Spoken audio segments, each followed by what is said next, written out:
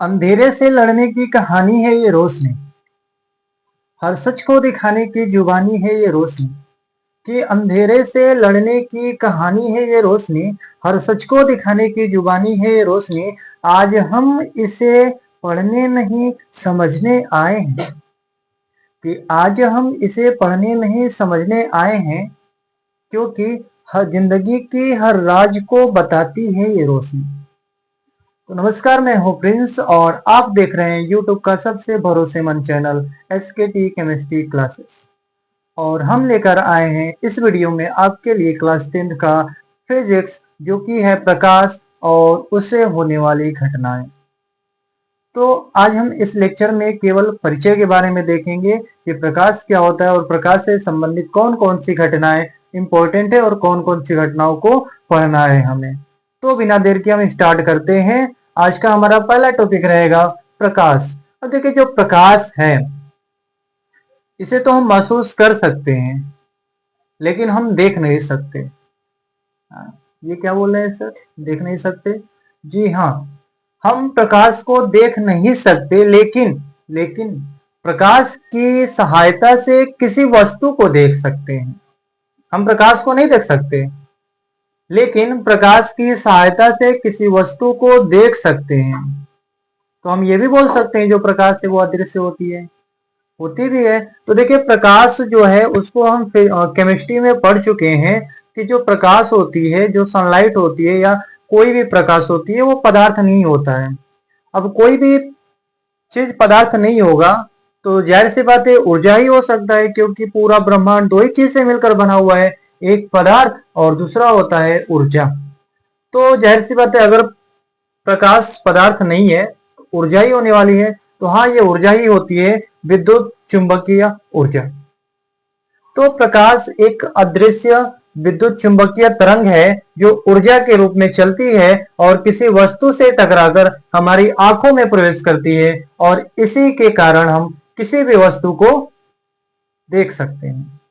तो चलिए फटाफट लिखते हैं क्या होती है प्रकाश और इसके बारे में क्या क्या बातें इंपॉर्टेंट है उसको हम स्टार्ट करते हैं। तो सबसे पहले हम लिखेंगे प्रकाश। क्या बोलते हैं प्रकाश को? Light, LIGHT। सबसे पहले प्रकाश क्या है? तो प्रकाश एक अदृश्य विद्युत चुंबकीय तरंग है। प्रकाश क्या है?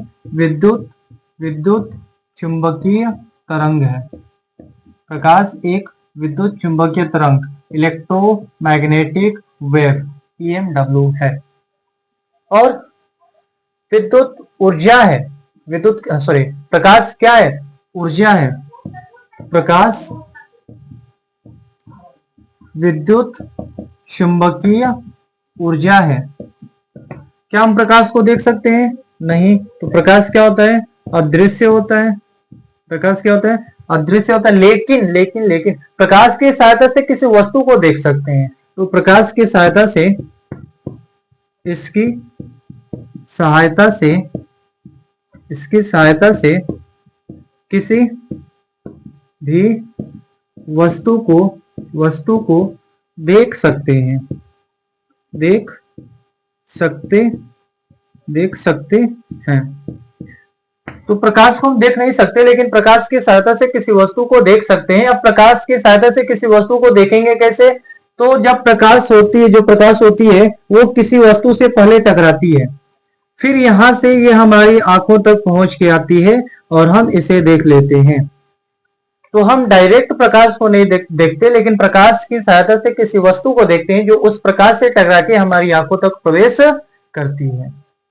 समझ में आ गया प्रकाश क्या है? तो प्रकाश विद्युत चुंबकीय तरंग है जो एक ऊर्जा भी है, और ये हमें दिखाई नहीं देती है, अर्थात अदृश्य होती है, और ये किसी वस्तु से टकरा के हमारी आंखों में प्रवेश करती है, और जिसकी सहायता से हम किसी भी वस्तु को देख सकते हैं। अब देखिए, जो प्रकाश है इसको चलने के लिए किसी माध्यम की आवश्यकता नहीं होती है। अब ये माध्यम क्या होता है? तो पहले ये लिख लेते हैं। प्रकाश को चलने के लिए माध्यम की आवश्यकता नहीं होती है। माध्यम की आवश्यकता नहीं होती है। अब देखिए, माध्यम क्या होता है? तो माध्यम वो चीज होता है जहां पे हम किसी चीज की अध्ययन करते हैं, स्टडी करते हैं। जैसे अभी हम लोग पृथ्वी पे हैं तो पृथ्वी में वायुमंडल है, बहुत सारी हवाएं हैं, तो जो हवा है ये एक माध्यम हो गई। तो जहां हम किसी वस्तु का अध्ययन करते हैं वो माध्यम कहलाती है, और प्रकाश को चलने के लिए किसी भी माध्यम की आवश्यकता नहीं होती है। समझ में आ गया? क्यों नहीं होती है? क्योंकि जो प्रकाश है वो एक विद्युत चुंबकीय तरंग है, और ये तरंगे किसी माध्यम में चलती नहीं, मतलब माध्यम में चल भी सकती है और नहीं भी चल सकती, क्योंकि इनको चलने के लिए माध्यम की आवश्यकता नहीं होती है। माध्यम हो या ना हो ये चलती रहेंगी। समझ में आ गया? अब देखते हैं प्रकाश से संबंधित कौन कौन सी घटनाएं होती हैं और कौन कौन सी घटनाएं हमको पढ़ना है। अब हम देखते हैं प्रकाश से संबंधित महत्वपूर्ण घटनाएं। प्रकाश से संबंधित महत्वपूर्ण घटनाएं।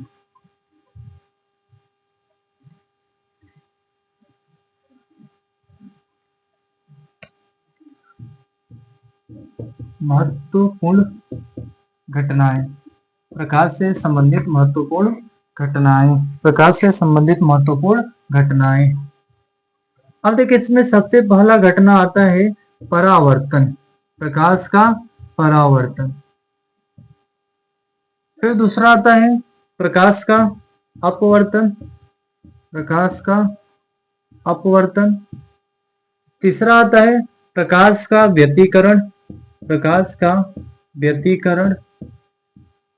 फिर प्रकाश का विवर्तन।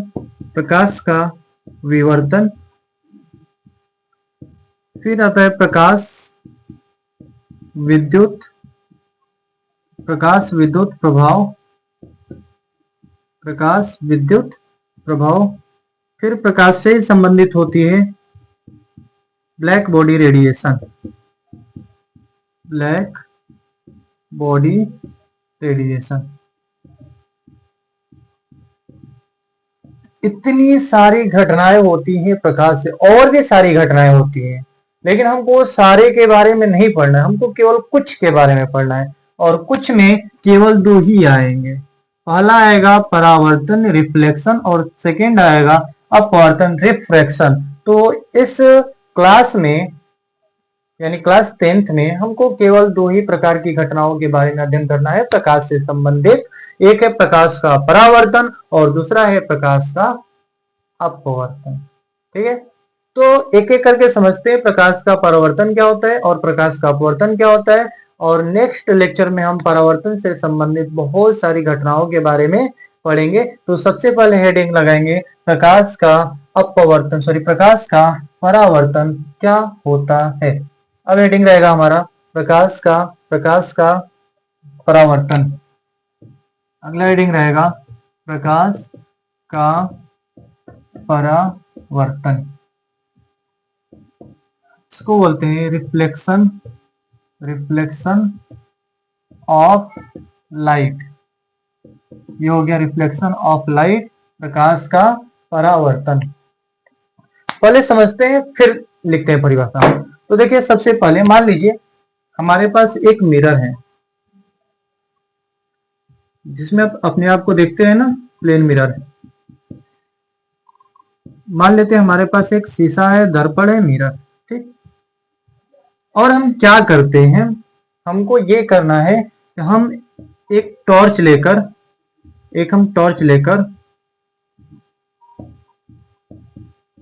हम इस पे जला रहे हैं। तो जलाएंगे तो इसमें से क्या निकलेगा, लाइट निकलेगा। अब भले हमें दिखाई दे या ना दिखाई दे, इसमें से लाइट तो निकलेगी, और ये लाइट दर्पण से टकराती है जब, तो दर्पण के आर पार नहीं जाती है, वो वापस आ जाती है। तो जैसे ही ये टकराएगी ये क्या हो जाती है, वापस आ जाती है, लौट आती है। जिधर से हम प्रकाश को डाल रहे हैं मिरर पे, उधर ही प्रकाश का लौट आना प्रकाश का परावर्तन कहलाता है। बहुत ही आसान शब्दों में आपको समझाने की कोशिश कर रहे हैं। फिर से समझिए क्या होता है, जब हम किसी मिरर पे मिरर के जगह पे हम कोई भी ऐसा तल ले सकते हैं जहां से वो टकरा के वापस आ जाए। तो जब हम मिरर पे कोई प्रकाश को डालते हैं तो उस प्रकाश का वापस इसी ओर लौट आना प्रकाश का परावर्तन कहलाता है। समझ में आ गया। अब देखिए यहाँ पे प्रकाश का ऑब्जर्वेशन, प्रेक्षण हम कितने जगहों पे कर रहे हैं, केवल एक माध्यम पे कर रहे हैं, दर्पण के इस साइड ही कर रहे हैं। ना तो दर्पण के अंदर प्रकाश जा रही है, ना तो दर्पण के उस साइड जा रही है, दर्पण से टकराए वापस आ गई, टकराई वापस आ गई, केवल एक माध्यम की आवश्यकता होती है। तो प्रकाश का परावर्तन केवल और केवल एक माध्यम में ही संभव होता है। प्रकाश का परावर्तन केवल और केवल एक माध्यम में ही होता है, एक माध्यम में ही होता है। समझ में आ गया। अब देखिए इसको लिखेंगे कैसे, तो लिखेंगे जब प्रकाश किरण, जब प्रकाश किरण, जब प्रकाश किरण किसी चिकने तल से टकराकर, किसी चिकने तल से टकराकर वापस उसी माध्यम में लौट आती है, तो इस घटना को प्रकाश का परावर्तन कहते हैं। आई होप आपको समझ में आ रहा होगा। तो चलिए इसको फटाफट लिख लेते हैं। हम क्या लिखेंगे, जब, थोड़ा जल्दी लिखेंगे, जब प्रकाश किरण, जब प्रकाश किरण किसी किसी चिकने तल से टकराकर, किसी चिकने तल से टकराकर वापस उसी माध्यम में, उसी माध्यम में लौट आती है, उसी माध्यम में लौट आती है, तो इस घटना को, तो इस घटना को प्रकाश का परावर्तन कहते हैं, परावर्तन कहते हैं। वापस से फिर से रिकैप कर लीजिए, क्या होता है, जब हम किसी शीशा पे टॉर्च को जलाते हैं वो हमारे तरफ ही आती है, उस पर नहीं जा पाती है, और इसी घटना को प्यार से बोलते हैं प्रकाश का परावर्तन। बहुत सारे हम लोग एक्सपेरिमेंट किए हैं ऐसा, बहुत सारा। बचपन में तो धूप निकलती थी तो हम शीशा लेकर या थाली लेकर चले जाते थे धूप में और दिखाते रहते थे, किसी उसके चेहरे पे, कभी उसके चेहरे पे, ऐसे सब दिखाते रहते थे। तो ये सब क्या था, ये सब प्रकाश से ही होने वाली घटनाएं थी, लेकिन हम बचपन में नोटिस नहीं करते थे, इसलिए हम नहीं जान पाए कि आखिर ऐसा क्यों होता है। लेकिन अब हम बड़े हो गए हैं, अब हम जानेंगे, सीखेंगे आखिर ऐसा होता क्यों है। साइंस में दो चीज बहुत इंपॉर्टेंट, क्यों और कैसे। जब तक क्यों और कैसे नहीं करेंगे तब तक हमको कुछ आने जाने वाला नहीं है। तो बहुत इंपॉर्टेंट, क्यों कैसे, क्यों हुआ कैसे हुआ, कैसे हुआ क्यों हुआ, क्यों हुआ कैसे, बहुत इंपॉर्टेंट है। जब तक हम क्यों कैसे में नहीं जाएंगे तब तक हमको फिल नहीं आएगी। फिल लेना है साइंस का तो क्यों कैसे करना ही पड़ेगा। ओके, चलिए समझ में आ गया, ये समझ में आ गया। चलिए यहाँ पे क्या होगा, प्रकाश किरण आती हुई है, ये इससे टकरा गई, वापस आ गई इसी माध्यम में, प्रकाश का परावर्तन हो गया। तो ये हो गया प्रकाश का परावर्तन। सेम इसी का अपोजिट। अच्छा ये बताइए इसमें कितने माध्यम की आवश्यकता होती है, तो प्रकाश के परावर्तन में एक ही माध्यम की आवश्यकता होती है। प्रकाश के परावर्तन की घटना में एक ही माध्यम की नीड होती है, एक ही माध्यम की आवश्यकता होती है। सेम इसी का जस्ट थोड़ा सा हटके है प्रकाश का अपवर्तन। अब प्रकाश के अपवर्तन को समझते हैं आखिर वो क्या होता है। तो देखिए पहले ये समझिए, प्रकाश का जो अपवर्तन है वो दो माध्यम में कंप्लीट होता है। माध्यम 1 से माध्यम 2 में जाएगा, माध्यम 1 से माध्यम 2 में जाएगा। तो प्रकाश का अपवर्तन कितने माध्यम में होगा, तो प्रकाश का अपवर्तन 2 माध्यम में होगा। प्रकाश का अपवर्तन 2 माध्यम में होगा। मान लीजिए हमारे पास कोई एक तल है जो दो माध्यम को अलग करता है। ये एक ऐसा तल है जो दो माध्यम को अलग कर रहा है। यही पे हम समझ लेते हैं, या इसको इरेज कर लेने दीजिए फिर समझ में आएगा अच्छे से। आगे हम क्या देखने वाले हैं, प्रकाश का अपवर्तन, प्रकाश का अपवर्तन, रिफ्लेक्शन ऑफ लाइट। प्रकाश का अपवर्तन हुआ है।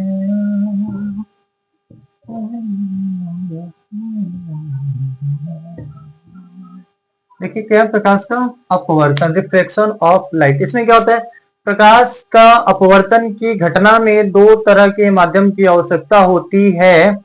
एक माध्यम 1 होगा, एक माध्यम 2 होगा। बाद में पढ़ेंगे आखिर ये माध्यम होते कैसे हैं, कौन सघन होगा कौन विरल होगा, सघन से विरल में जाएगा तो क्या होगा, विरल से सघन में तो जाएगा तो क्या होगा, अभी इसको बाद में पढ़ेंगे। अभी बस हमको फील लेना है कि आखिरकार प्रकाश का अपवर्तन होता क्या है। तो जैसे परावर्तन में प्रकाश किरण जाती थी किसी चीज से टकराती थी वापस उसी माध्यम में आती थी, सेम उसी तरह प्रकाश का अपवर्तन है, एक माध्यम से जाएगा लेकिन उसी माध्यम में टकरा के नहीं बल्कि दूसरे माध्यम में चला जाएगा। इसी घटना को बोलते हैं प्रकाश का अपवर्तन। सेम समझ लीजिए क्या है। मान लीजिए हमारे पास दो माध्यम है, एक है माध्यम वन, माध्यम फर्स्ट, और एक है हमारे पास माध्यम सेकेंड। और इन दोनों माध्यम को अलग करने के लिए एक को कोई सीमा है, इसको हम बॉर्डर बोल सकते हैं, सीमा बोल सकते हैं, जो बोलना है वो बोलिए। तो ये एक ऐसा तल है जो दोनों माध्यमों को अलग करती है। अब यहाँ से क्या होगा, जब भी कोई प्रकाश किरण इसमें आएगा, तो क्या होगा, थोड़ा सा ये सीधा ना जाके अपने मार्ग से विचलित हो जाता है, ये सीधा ना जाके थोड़ा सा विचलित हो जाता है, ऐसे निकल जाता है। और इसी घटना को बोलते हैं हम प्रकाश का अपवर्तन। समझ लीजिए क्या होता है प्रकाश का अपवर्तन। जब कोई प्रकाश किरण एक माध्यम से दूसरे माध्यम में इंटर करती है तो अपने रास्ते से भटक जाती है, और इसी घटना को प्रकाश का अपवर्तन कहते हैं। कैसे लिखेंगे, तो इसको लिखना बहुत ही सिंपल है। जब कोई प्रकाश किरण एक माध्यम से दूसरे माध्यम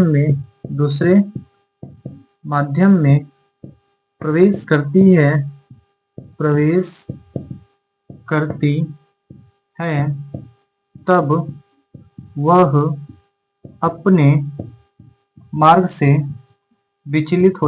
तब वह अपने मार्ग से विचलित हो जाती है। इसी घटना को प्रकाश का अपवर्तन कहते हैं। इसमें कितने माध्यम की नीड होती है, तो सर इसमें दो माध्यम की आवश्यकता होती है, एक माध्यम वन और दूसरा है माध्यम दो।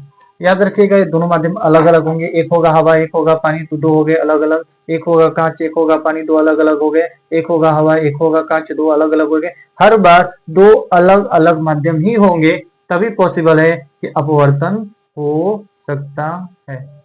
समझ में आ गया, एक बार और रिकैप कर लीजिए, समझ में आ जाएगा। जब कोई प्रकाश किरण किसी एक माध्यम से दूसरे माध्यम में इंटर करती है तो अपने मार्ग से थोड़ा सा भटक जाती है, और इसी घटना को बोलते हैं प्रकाश का अपवर्तन। कैसा लगा ये छोटा सा इंट्रोडक्शन पार्ट, कमेंट में जरूर बताइए।